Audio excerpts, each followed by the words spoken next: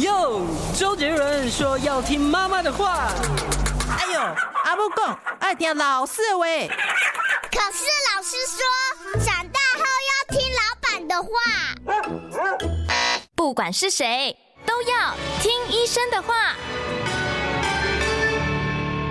大家好，欢迎收听今天的听医生的话，我是节目主持人李雅媛哦。我今天要跟大家聊一个有600多年历史、非常古老的疾病，大家都以为现在它已经没有威胁了，其实不然哦。我们今天讨论的是结核的威胁还在，小心隐性潜伏。为大家邀请到是这方面的专家哦，台北三军总医院重症医学部的主任，也是胸腔内科的专家蔡正良蔡医师到我们节目中来。蔡医师好。你好，主持人好，各位听众大家好。蔡医师，我先问一下，我查了一下卫福部的资料，说前年2024年，结核病的新增案例数还有6141人。你刚刚告诉我说，现在这个数字已经6000大关已经压下来了哈。但这个到底现在目前的这个盛行率有多高？如果按照最新的资料，其实我们以前呢，很少每10万人口很少低于6000人以上。那在去年的时候，实际上已经降到5000多人了，所以这是史上第一次肺结核、活动性结核的这种治疗的个案。通报的个案少于6000的。那按照 WHO 的定义。WHO 的定义是说，假设我们2035年希望在台湾结核可以被消除掉，目标是希望在2035年达到10万人，小于10个，也就是发生率10万个要小于10个，那才算是一个结核被清零的一个状况。所以实际上，虽然说我们现在是10万个，大概25个左右每10万人，这跟2005年的时候每10万人大概73个比较起来，其实已经下降了66%了。所以这是一个很大的进步，只是要达到小于10个，还是有个门槛在。对，你现在还有很长一段距离嘛在这个战果我们可以看到，现在是5742个一年新增的，这个新增的就表示它是活动的喽。对。正在治疗中，它不是休眠的这个，它是确定诊断的个案。好，确定诊断就是5742。可是你说5000多人也不算太少，为什么我们好像周遭没有听到谁得肺结核啊？那是不是说这些肺结核它怎么去传染呢？还是说它早年就传染过了，它现在只是爆发了而已 ？OK， 这是大家的迷思，尤其是这个疾病啊。当被标上一个法定传染病这句话以后他是法定传染病，我都忘了他是法定传染病。所以第一个得结核的人，他不好意思跟人家讲说他得了肺结核，这是一定的。他得了一个法定传染病，大家都觉得说我连个感冒我都尽可能不想让人家知道啊，可能就不会知道。第二个呢，刚刚主任提到说，他是不是被传染？其实现在绝大多数发生结核的都是在老人家或者免疫不全的人，所以这一类的病人。大多数都是以前曾经感染过，只是在免疫力下降，尤其是年纪大免疫力下降啊，或者是他有其他的慢性病，以至于他的免疫力下降，那些潜伏活在他身体里面的结核菌活化了，重新复活了，在他身上产生出新的病灶。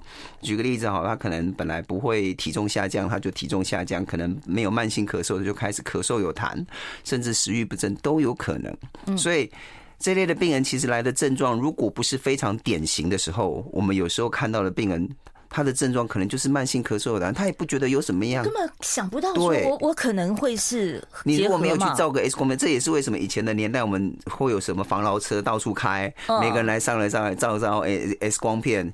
大家看看现在还有多少防劳车开在路上给你照 X 光片？我就算去照了 X 光片，我看得出我有肺痨吗？有肺结核吗？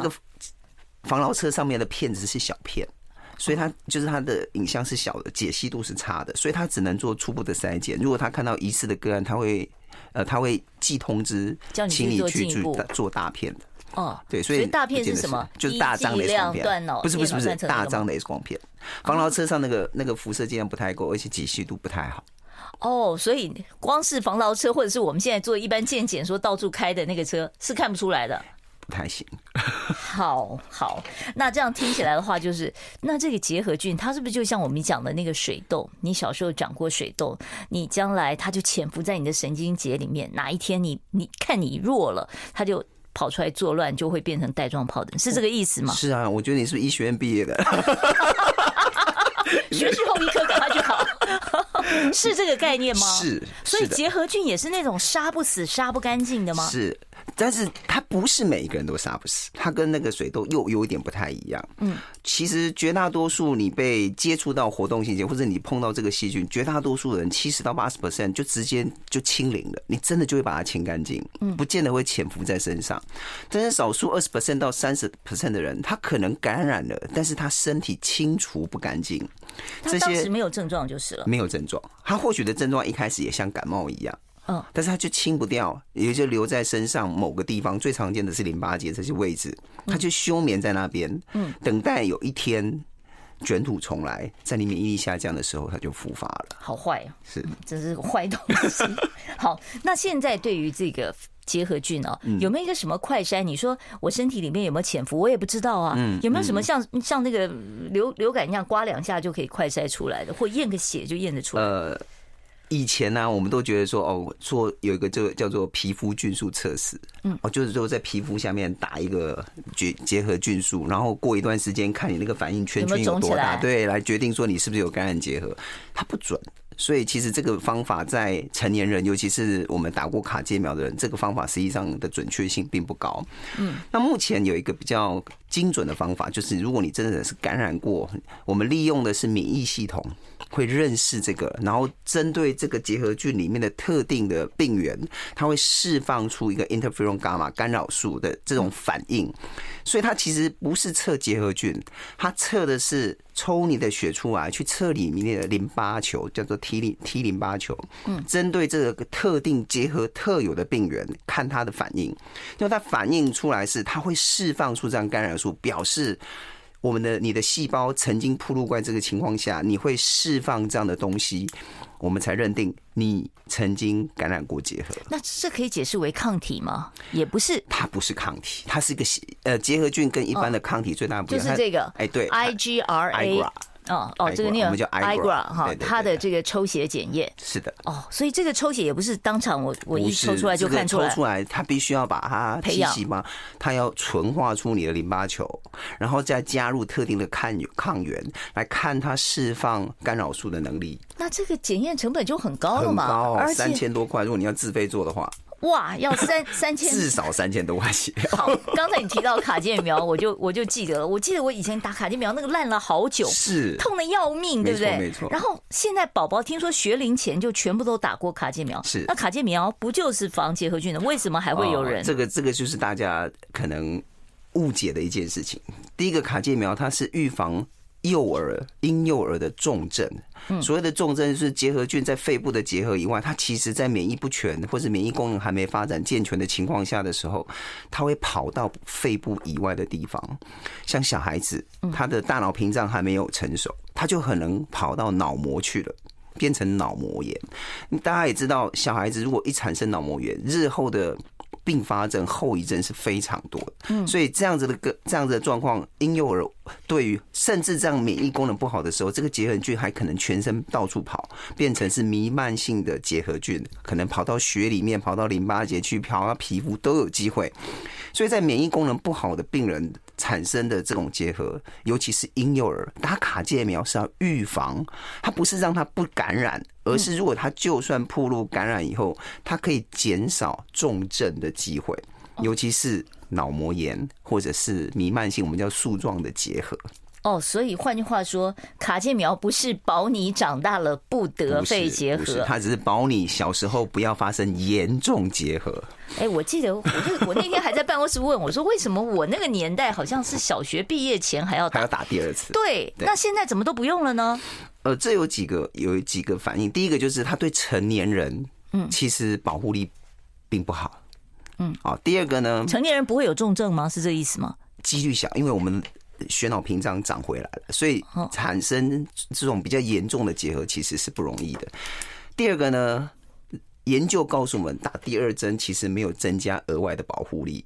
那既然没有额外的保护力，你要花这么多公卫的经费去做，基本上政府不会去做这种对一般人没有好处又不见得有保护力的事情，而且又痛，又要烂好久。是的，没错，还会留疤。对，我最痛恨的一苗就是卡介苗，痛得要命哦。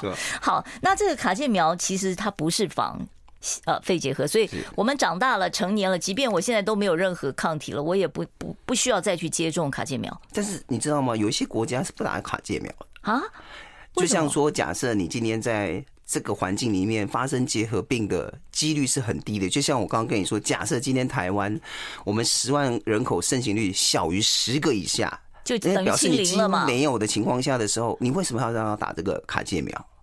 哦，所以我们距离那个大家都不用打卡介苗还有一段距离。所以像你去美国，他是没有在打卡介苗的。我说他们已经清零了。他们但是我觉得有一些国家，毕竟一些移民啊，现在越来越多，其实难说真的很难说。就是说，你现在问我们，你说一年还有5、6千个人得了这个肺结核，可是恐怕这5、6千人都不知道我身上本来是带菌的。是的，没错。好，那再来，这个结核菌它到底当时是怎么传染的？它有没有一个所谓的潜伏期？你说它这么几十年都没症状，会不会它就是潜伏期这么长？大家可能要有一个观念哦，感染跟发病是2件事。也就是说，你今天感染了这个结核菌没有症状的情况下的时候，它是不具有任何传染性的，这是第一个。第二个，它传染的途径是经由飞沫，也就是说，你今天如果没有从一个呼吸道这种飞沫出来的这个东西，它是不会，所以它是经由吸进去到你的肺脏，所以它第一个会沉淀的沉着的位置是在你的呼吸道，所以它如果说所以我们一般你跟他吃饭啊什么这种食物是不会的，所以。换句话说，就是如果说我跟他共餐，像我们就担心 A 肝啊，说 A 肝共餐会共餐，但是你还是要注意，吃饭的时候还是有咳嗽咳2声啊，这个就难说了。吃饭的过程里面，你毕竟是没有保护的状况下，他如果没有症状，那是不会的。所以你如果跟他有接吻啊什么的，那就危险了，对不对？接吻应该也不会，也不会啊。接吻只有口水。哦，只有口水，除非他的细菌量非常的多。我真的有遇过病人，他给我我送口水来，但是还是验到了。欢迎大家回到听医生的话。我刚才正在跟蔡正良蔡医师讨论，说有听众在问，他说他没有打卡介苗，有预防肺痨医院照 X 光，还有验痰。验痰现在是必要诊断吗？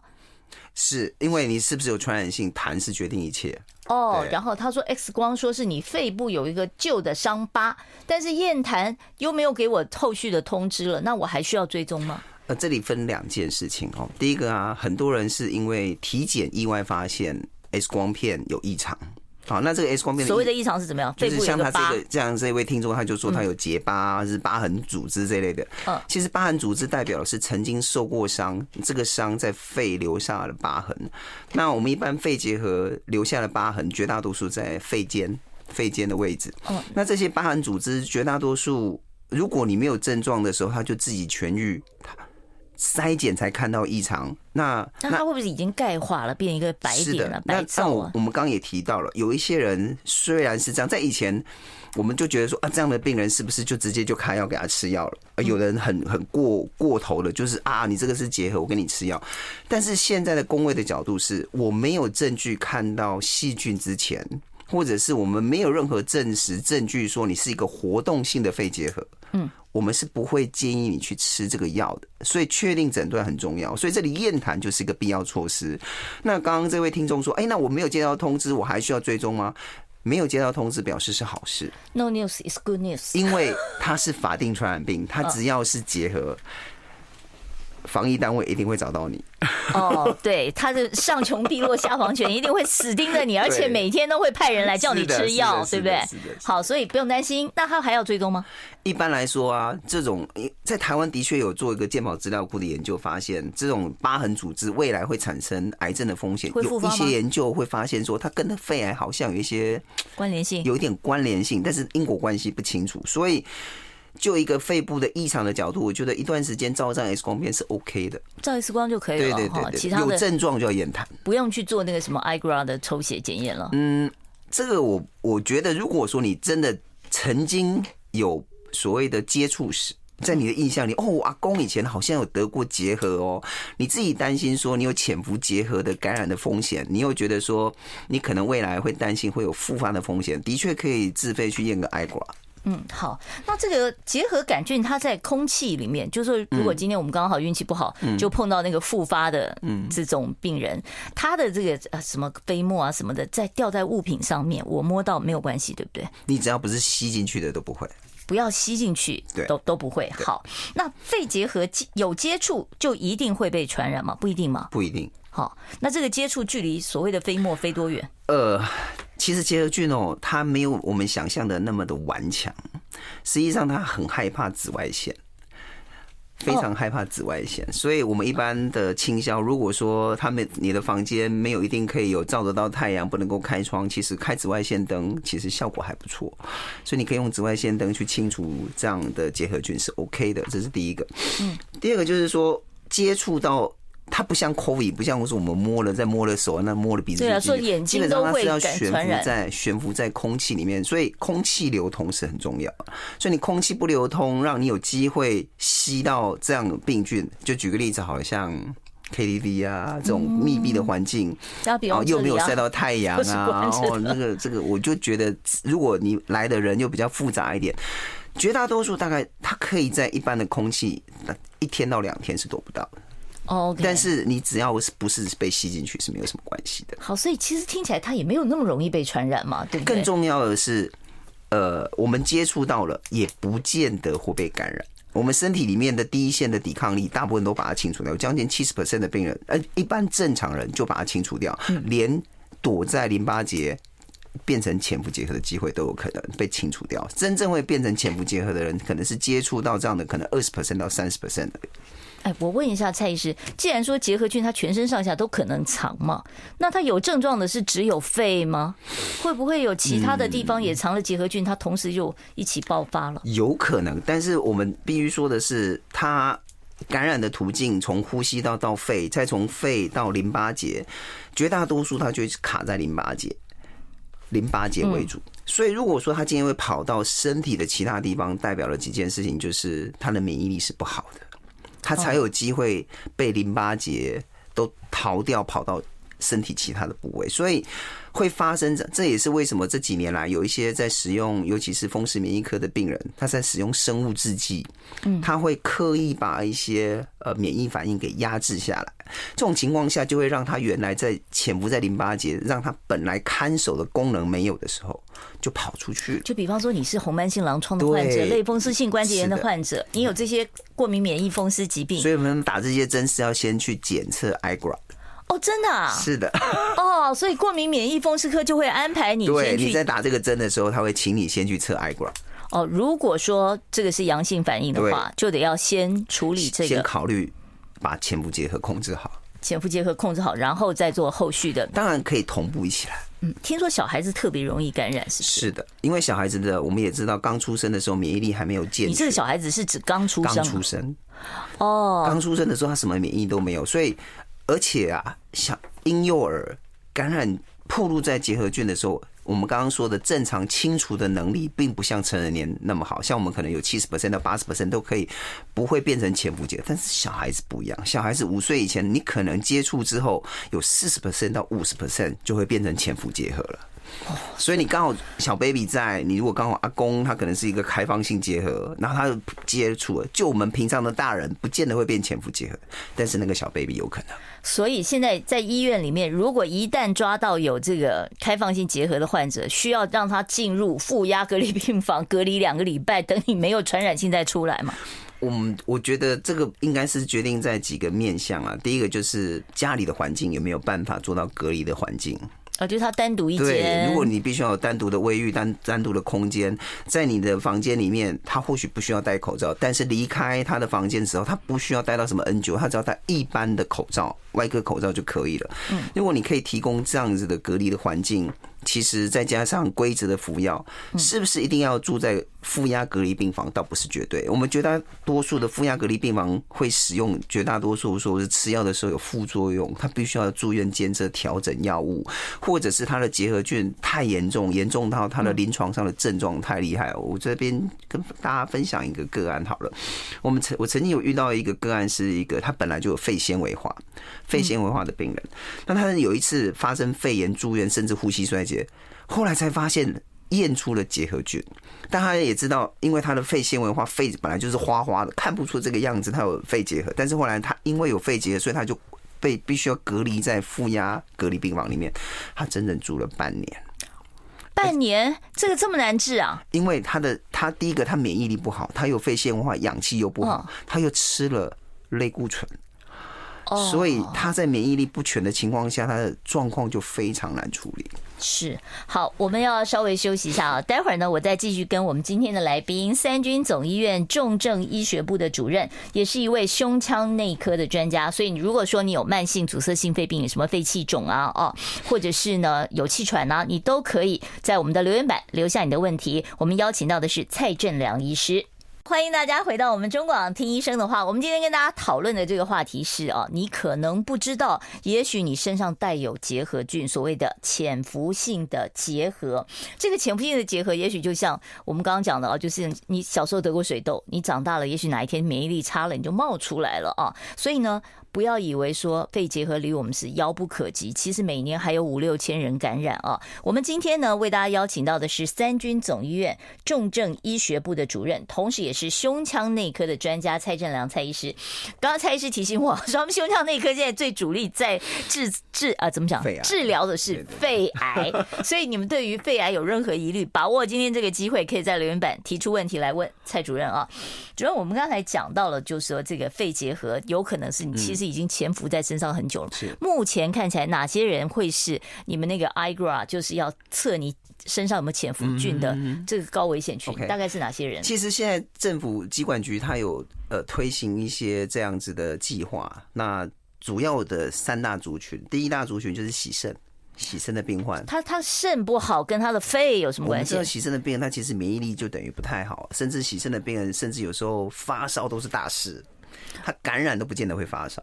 感染不发烧？真的，你不要真的。一般不是说感染一定会发烧吗？但是在免疫功能不全的人，他反而烧不起来。所以第一个接受血液透析的。第二个就是40岁以上，我们糖尿病控制不良，糖化血色素大于9的。所以我们也知道血糖控制不好，免疫力下降，这对大家来讲也都是 common sense， 就全身泡在糖水里了嘛。是。第三个就是肺阻塞 COPD 的病人，这个也60岁以上。这个很多其实老烟枪都到60岁以上都会有啊。慢性阻塞性肺病或者是肺阻塞，它有一些临床上最常见的症状叫做慢性咳嗽。你讲这慢性咳嗽，我就要跟主任请教一下。你说肺结核慢性咳嗽是一个症状吗？要咳多久算慢性？原则上，我们有个7分筛检表，大家可以参考一下。有一个7分筛检表，7分筛检表就是你咳嗽2周以上，有痰。那我们可以看到，或者是合并有胸痛，或者是我们可以看到食欲减轻、体重下降。这7分里面呢，你如果有5分以上，你就要赶快去看胸腔内科，或者是照个 X 光片看一下。咳嗽持续2周很容易啊，你感冒的话，我就是梅将军感染，你可能都不止咳2周吧。我们还是要注意一件事情，不是说咳嗽的长到2周，而是你要看你的症状是逐渐减轻，还是都没改变。因为我们一般就算上呼吸道感染之后，呼吸道的敏感有一些残余的咳嗽症状会延迟2周到4周，是可以理解的。所以你在感冒过后的咳嗽逐渐减缓，这种不是我们所谓的咳嗽。就是你有越咳越轻啊，越咳这个间隔的时间越长越好。那种老人咳呢，3不5时咳几声，每天的。所以我们刚刚也提到，潜伏结核在台湾最大的族群是60岁以上。对啊，有时候你小时候，我们也知道那时候结核的盛行率是高的，所以老人家或者是上了年纪的人不知道他曾经感染过。这个时候他如果又有这样症状的情况下的时候，所以现在台湾主要诊断肺结核的人都在65岁以上的偏多。好，所以我们再看一下刚才那个7分表，再给我们看一下。好，那你刚刚讲说咳嗽，你说有痰，那个痰是黄痰、白痰，其实跟颜色一点关系都没有。不看颜色啊？不看颜色，只要甚至有人跟我说，我早上就是每天就有点口水多了点，再一验细菌，哇，显微镜一看都是。所以有痰这件事情，大家注意一下，它权重不一样，有的是2分，有的是1分哦。咳嗽2周是2分，有痰也是2分。所以有痰，即便有的人是有痰，他已经习惯，他不咳了。所以你即便是咳嗽，你吐出来都是那个口水泡泡，也很难说。好，但是就是不是干咳就对了。再来，呼吸或咳嗽的时候感觉胸痛。对。因为这部分有一些人的结核它发生的位置或许是在大呼吸道，气道会疼痛。另外一种结核是叫做肋膜的结核，它会呈现出来，可能就是肋膜会积水，这种肋膜积水会胸痛。哦，好，那体重明显下降，食欲明显变差，这就是一个，其实这个你所谓的明显变差，这个时间要持续多久啊？我们可以观察几件事情，就是在以前还没有很清楚这样的病因的情况下，结合以前在我们学生时代就说他是一个伟大模仿者，甚至人家都觉得说结核跟肺癌其实临床上症状是分不太开来的。真的分不开吗？你怎么看那个久咳不愈是肺癌还是结核？在以前的年代，肺癌如果有症状的时候，上面这些可能都有。真的都会发生，所以它上面的这些症状跟癌症的发生其实有类似的，只是它造成的病因是不同，一个是癌症癌细胞的侵蚀，一个是因为有一个结核菌的慢性发炎，导致于这个发炎造成你的体重下降跟食欲减轻。所以刚才我们看那个7分表，只要有发生，你就赶快去看胸腔内科就对了，因为至少照个片子。除了这个肺结核之外，肺癌也是差不多，有可能这些症状。像我们以前看说什么夜间盗汗，现在还有这个症状吗？不常见，但是还是会发生。但是如果说已经都有到夜间盗汗的情况下，绝大多数体重减轻跟食欲不振应该也都有了，就是这几个症状都有。那像我们每次，我是那个喜欢追剧的，每次看那个男主角快死了，就咔一口就是一个手帕都是血。好，那这个肺结核的患者真的会咳那么多血出来吗？我这样说好了，其实咳血的症状并不是肺结核特有。我们肺结核咳血这个症状，我们要解释一件状况。第一个，血从哪里来？因为我们时常胸腔内科时常遇到病人咳力口血，就觉得一定是我们的问题。但是大家不要忘记了，流鼻血也是血，所以牙龈出血也是血。那你要看的是，它都从嘴巴咳出来。可是牙龈出血你会知道啊，就是嘴里吐出来的嘛。有时候是小小的蛀牙、牙周病啊，晚上睡觉没注意也会。所以第一个我们要知道血从哪里来。好，这是第一个。第二个呢，如果假设在声带以上的位置都排除掉出血的可能性，声带以下我们就要考虑是结构异常还是感染造成。为什么说要有一个结构异常？有一种疾病叫做支气管扩张症。支气管扩张症的这一类的病患，它最主要是它结构本来就有异常。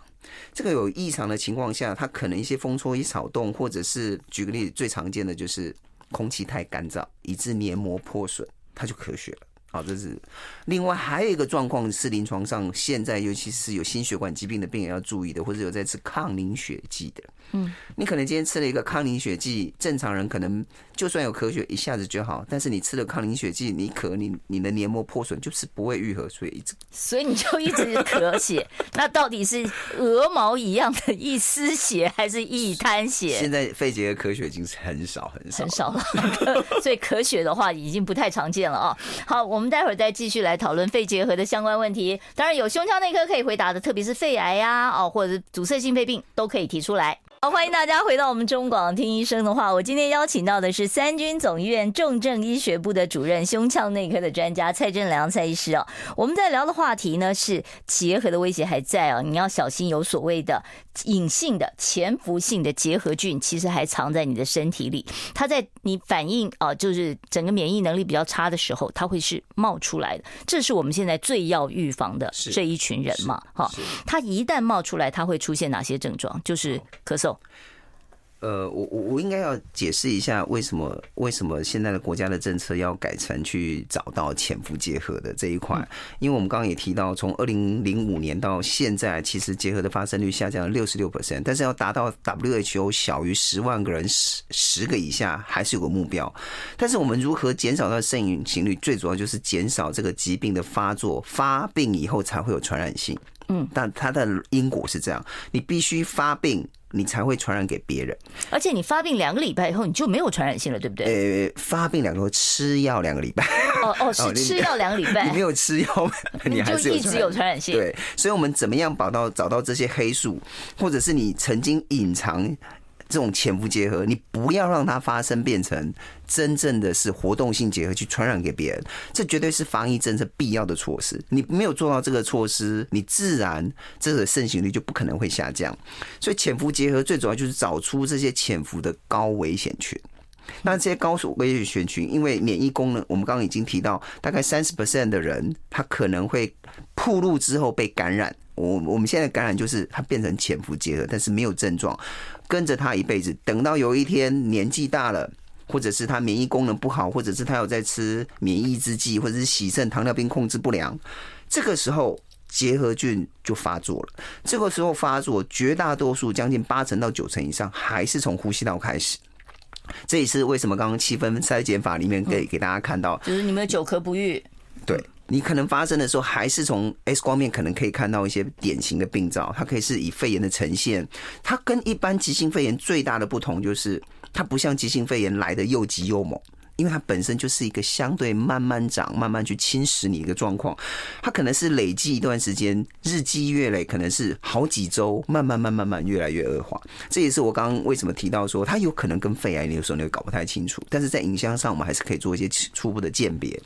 所以这个临床上的症状，在呼吸道来讲，当然是就是以慢性咳嗽为主。所以我们这里面的定义是2个礼拜以上的咳嗽有痰。如果你有合并胸痛啊，或者是体重减轻、食欲下降，你应该要去照 X 光片去排除这个可能性。但是它还有一些的就是结核菌，在免疫功能不全的人，他也有可能跑到别的地方去。因为结核菌它可以跑到骨头，它可以跑到泌尿道系统，它也可以跑到中枢神经。虽然成年人去到哪里就是发生什么。举个例子，有的人是皮肤，我们甚至有遇过皮肤结核，但是在台湾除了肺结核，第2个常见的是淋巴结。淋巴结变大了，摸到一个不会痛的淋巴结，去切片下来去结核菌，这是有可能。或者是皮肤不明原因的一些结节也有可能，甚至泌尿道系统，有人可能是从血尿开始，都有可能。那这些同样就是吃抗生素把它是的压下来。是的。好，那另外就是我今天做这个 IGRA 的检验，知道说我身体里面有潜伏这种结核菌，那我要治吗？我没症状啊。我们这样说好了，有治疗跟没治疗，它可以降低 90% 的发作。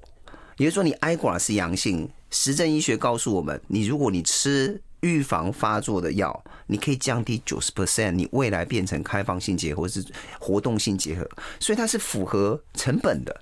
哦，所以那我这个吃药要吃多久？它现在有很多选择，它可以有大部分我们会推的是叫3HP， 就是吃12周的药物。是12个礼拜，很久哎，3个月。如果你感染结核是6个月起跳而且3HP 只吃2种药，跟你到时候真的得到结合要吃4种药是不一样。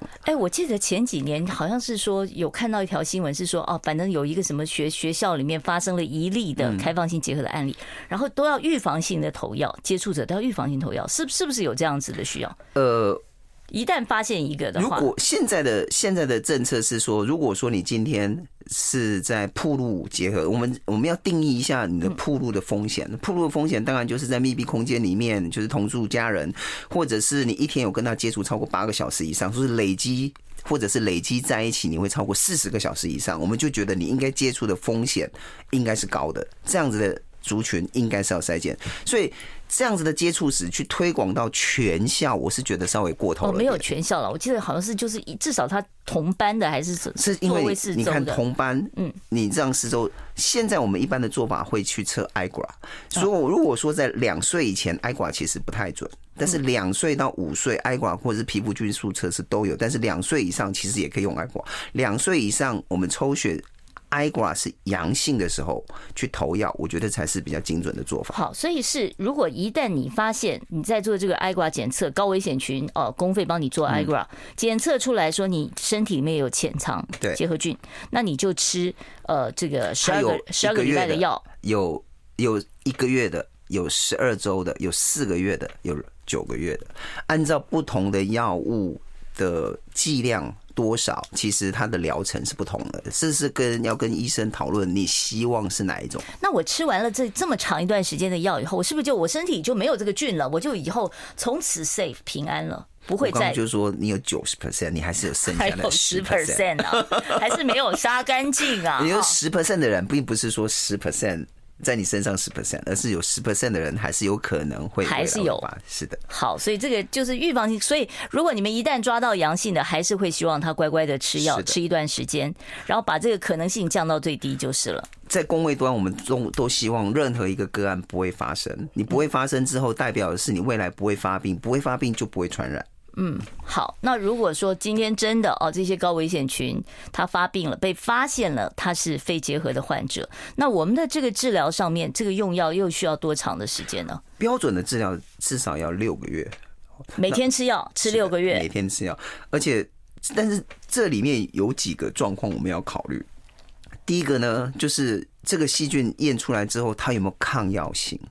如果它有特定很重要的针对一些结合药物，它很治疗的药物，它有抗药性的时候，它有时候吃就不只是6个月，因为你杀它杀不死，你可能要吃到1年2年，我们这都是超级细菌来了。所以好好规则服药是很重要的。那就是很多人就是没办法做到顺从，为什么没办法服药这么乖乖的听医生的话，吃6个月以上？待会儿我再来请教蔡正良蔡医师啊。好，刚才有一个听众朋友问了一个非常复杂的问题啊，就是我刚刚还在跟蔡主任讨论，我说他为什么要做低剂量电脑断层？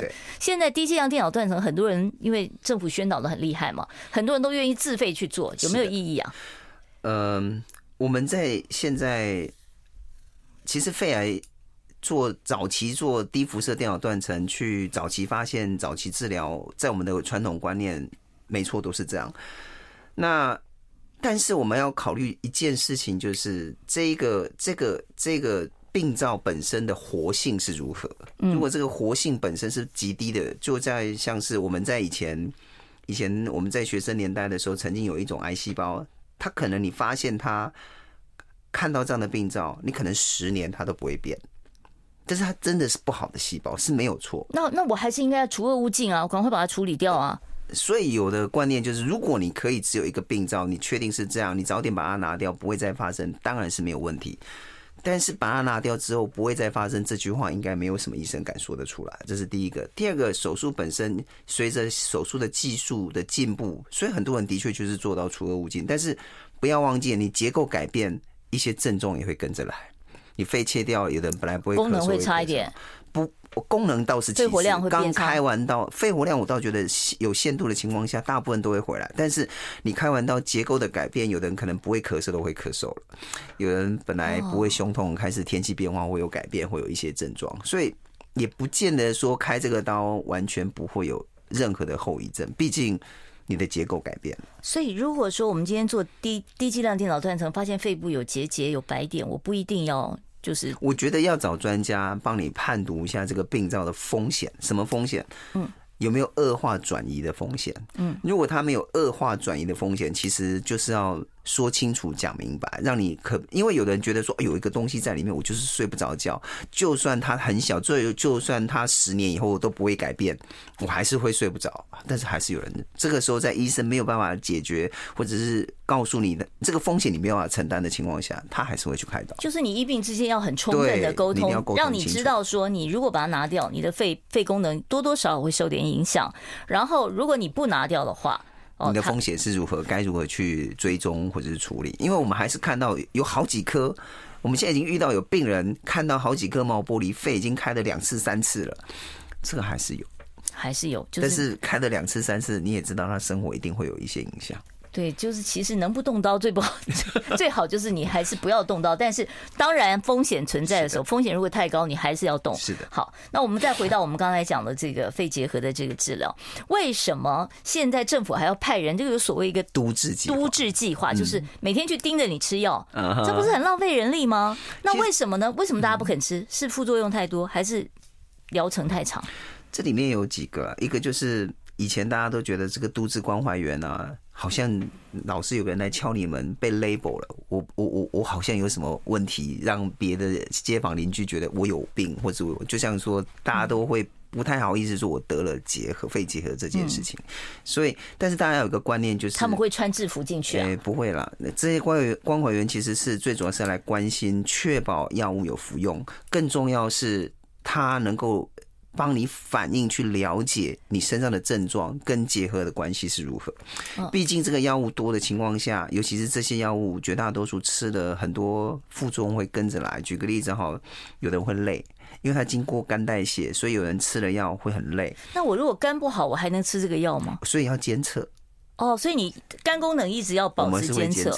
我们是会监测。另外就是吃了这个药以后，我们时常会遇到小便会变橘色。刚才有听众在讲说变橘色了，这个变成橘色、红色是正常，那表示你确定药有被吸收到了。所以你小便会变颜色是正常的，这是正常的。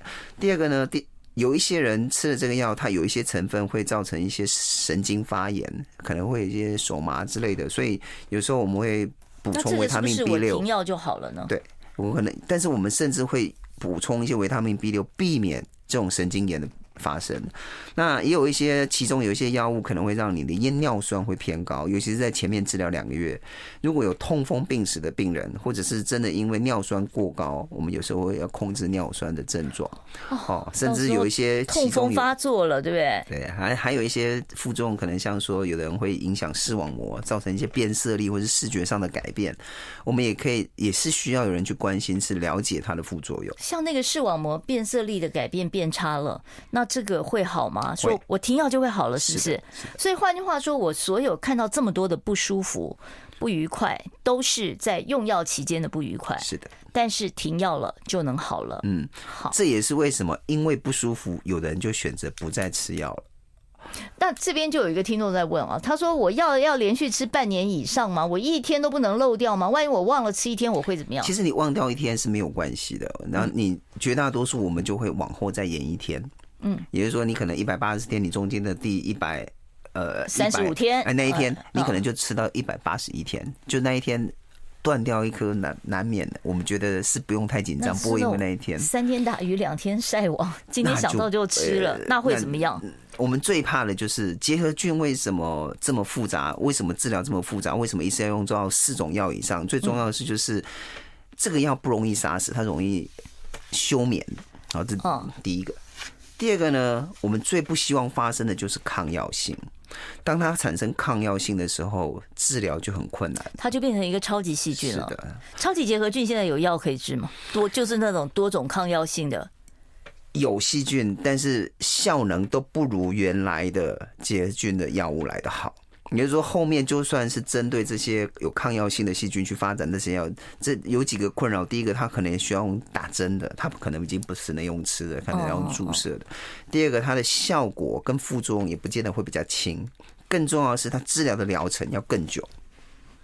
所以你就是真的是这个东西就是懒不得，你就是得每天乖乖的吃。所以都市关怀员它其实就是陪伴你、关心你、帮你。确保你有吃完药在这个疗程里面。好，那我怎么知道我吃完疗程那些结核菌都被我杀光光？我还要再验吗？不，在治疗的过程实际上都会不断的照 X 光片跟验痰。这2件事情是一定都会做的。也就是说，我们一定要确保你的影像上是进步的，你的痰是没有看到细菌，是没有培养出细菌，没有传染性的。你在临床上看最长的吃药吃多久？我有看过吃过2年以上。哇，好辛苦啊！所以一开始就要把握，就要乖乖吃药了啊。好，我们今天因为时间的关系，我只能跟三军总医院胸腔内科的蔡振良蔡医师聊到这里了。非常谢谢蔡医师接受我们访问，谢谢。